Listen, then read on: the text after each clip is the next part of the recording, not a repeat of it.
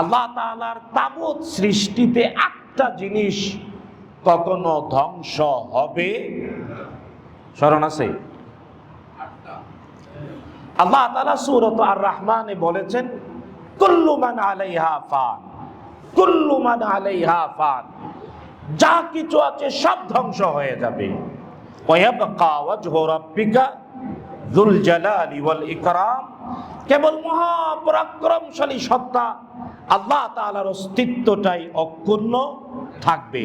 তবে আল্লাহর কোরআন, নবীজির হাদিস দ্বারাই প্রমাণিত, আল্লাহর সৃষ্টির একটা জিনিস কখনো ধ্বংস হবে।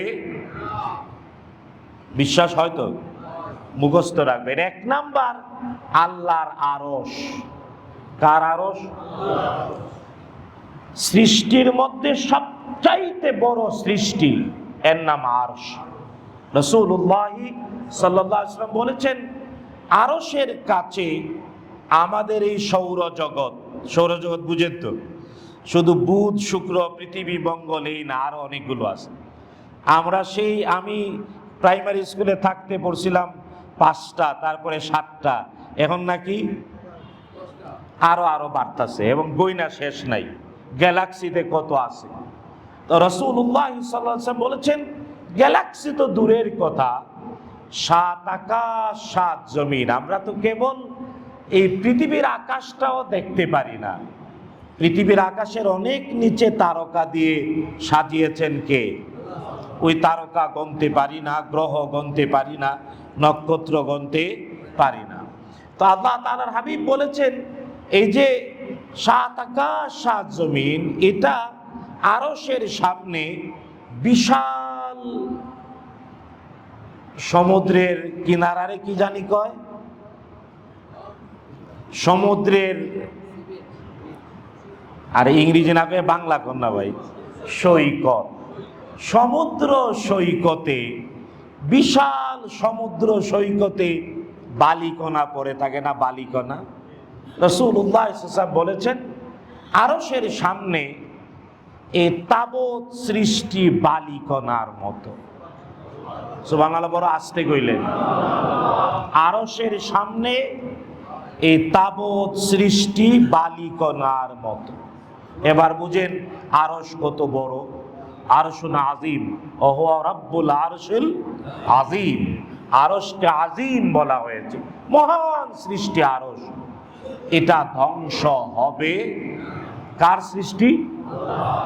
2 নাম্বার, আরশের মধ্যে আছে কুরসি।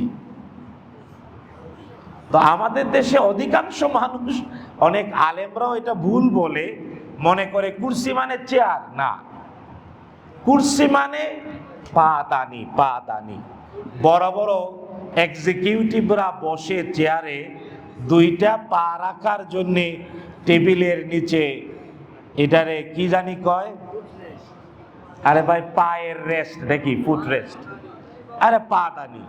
তো এই যে পাদানি, এটাকে বলে কুরসি। বলেন কুরসি কারে কয়? পাদানিকে। তো আরশের মধ্যে আল্লাহ তাআলার পাদানি আছে। তো আরশ কত বড়, এবার এই আয়াতুল কুরসি দিয়ে বুঝেন। কেবল কুরসি মানে পাদানিটা এত বড় যে পাদানির নিচে তাবৎ সৃষ্টি।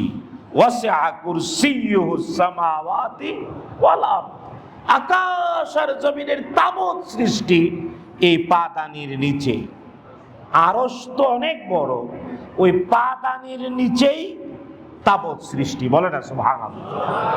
তাইলে আরশ ধ্বংস হবে না, কুরসি ধ্বংস হবে। 3 নাম্বার, আল্লাহ জান্নাত সৃষ্টি করেছেন। জান্নাত আছে না নাই? বিশ্বাস হয়তো, যাইতে চাইতো। জান্নাতে যাওয়ার কথা আসলেই দোয়া করতে হয়, বলতে হয় আল্লাহুম্মা আমিন। বলেন আল্লাহুম্মা আমিন। আল্লাহ আমাদের সবাইকে জান্নাতে একত্রিত করুন, বলেন আমিন। তো জান্নাত আল্লাহ সৃষ্টি করেছেন, মুহাম্মাদুর রাসূলুল্লাহ সাল্লাল্লাহু আলাইহি ওয়াসাল্লাম দেখে এসেছেন। জান্নাত প্রতি সপ্তাহে সুসজ্জিত করা হয় আমাদের জন্য। সাহস আছে তো? আত্মবিশ্বাস আসেনি? জান্নাত আমাদের না দিয়ে আল্লাহ কারে দেবে এটা বলতে হবে। এই বুকের পাটা যার আছে বুঝতে হবে তার ফাউন্ডেশন আছে। যার ফাউন্ডেশন আছে সেই বলতে পারে, আমারে জান্নাত না দিয়ে তুমি কারে দিবা?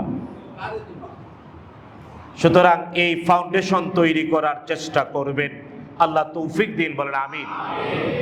হ্যাঁ, জান্নাত আল্লাহ সৃষ্টি করেছেন তার পরম দয়াময়ের বান্দা যারা নরম ইবাদত গুজার, যারা খুব কোমল, তাদের জন্য আল্লাহ জান্নাত তৈরি করেছেন।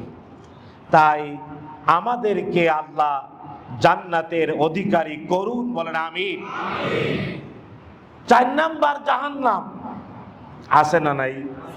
সৃষ্টি করেছেন না? না। কয়টা? 7টা। কয়টা? সাঈর, সাকার, জাহিম, লাজা, হুতামা, জাহান্নাম আর হাবিয়া। মিলছে নি 7টা? সাঈর, সাকার, জাহিম, লাজা, হুতামা, জাহান্নাম আর হাবিয়া। এই 7টা হলো আল্লাহ তাআলা এই পৃথিবীতে যারা কর্কশ, অভদ্র, সভ্যতা নাই, দুষ্ট, চোর, ডাকাত, ঘুষখোর, সুদখোর, এদের জন্য তৈরি করে রেখেছেন কে? আঙ্গুল দিয়ে দেখান কে তৈরি করে রেখেছে? হ্যাঁ, আল্লাহর রাগের কারণে, গুসার কারণে কাউকে জাহান্নামে দেবেন না, বরং আল্লাহ তাআলা জাহান্নামে দেবেন ন্যায় বিচার প্রতিষ্ঠার জন্য। কিসের জন্য? কিসের জন্য? এই জন্য পৃথিবীর সকল আইম্মা মুজতাহিদিন একমত, জান্নাত কেবলই আল্লাহর অনুগ্রহ, আল্লাহ তাআলার দয়া, আল্লাহ তাআলার ভালোবাসা, আল্লাহ তাআলার অনুগ্রহ যে পায় সে জান্নাত এর অধিকারী হবে। আল্লাহ আমাদেরকে তার অনুগ্রহ, ভালোবাসা, তার দয়ার অধিকারী হিসেবে বাছাই করুন, বলেন আমিন। আর জাহান্নাম ন্যায় বিচারের জন্য। কিসের জন্য? আল্লাহ ন্যায় বিচার প্রতিষ্ঠার জন্য জাহান্নামে দেবেন। তো জাহান্নাম আল্লাহ সৃষ্টি করে রেখেছেন, জাহান্নামে যাবে দুষ্ট দুরাচারী, আছে না? আল্লাহ বলেছেন ওয়ালাকাদ যারানা লিজাহান্নামা কাসীরাম মিনাল জিন্নি ওয়াল ইনস। অনেক মানুষ আর জিন জাহান্নামে যাবে। দেখতে চাও ওরা কারা? লাহুম কুলুবুন লা ইয়াফকাহুনা বিহা, আছে হৃদয়, অনুধাবন শক্তি নাই। ওয়ালাহুম আ'য়ুনুন লা ইউবসিরুনা বিহা, আছে চক্ষু, সত্য দেখে না। ওয়ালাহুম আযানুন লা ইয়াসমাউনা বিহা, আছে কান, সত্য শুনে না। আল্লাহ বলেন উলাইকা কাল আনআম, এরা হলো চতুষ্পদ জন্তুর মতো, তার মানে গরু, ছাগল, ভেড়া। কিন্তু আল্লাহ বলেন না না না না, গরু, ছাগল, ভেড়া হয় না। কারণ গরুতে হাল চাষ করা যায়, জবাই করে গোশত খাওয়া যায়, চামড়া দিয়া জুতা বানানো যায় নাকি? কিন্তু 2 পায়াটা না, বরং বালহুম আদাল, এর চেয়েও নিকৃষ্ট। কে বলেছেন? তার মানে ওই যে মহিষ না, বরং কুকুর, বিড়াল, ইঁদুর, আরে ছাগল না, আরো শেয়াল, এই যে নিকৃষ্ট ইতর প্রাণী বলেছেন কে? তাই আজকের পৃথিবীতে ডানে বামে তাকালে এমন ইতর প্রাণী দেখা যায় না? দেখতে 2 হাত 2 পা আছে, কিন্তু আসলে কি আপনারা মনে হয় চিনেন না আর কি। হ্যাঁ, ভালো করে চোখ দিয়া দেখেন। বলেছেন কে? তো জাহান্নাম আল্লাহ সৃষ্টি করেছেন, জাহান্নামে ন্যায় বিচারের জন্য আল্লাহ দেবেন। আমরা আল্লাহর কাছে পানা চাই, বলেন নাউযু বিল্লাহ, জোরে বলেন নাউযু বিল্লাহ।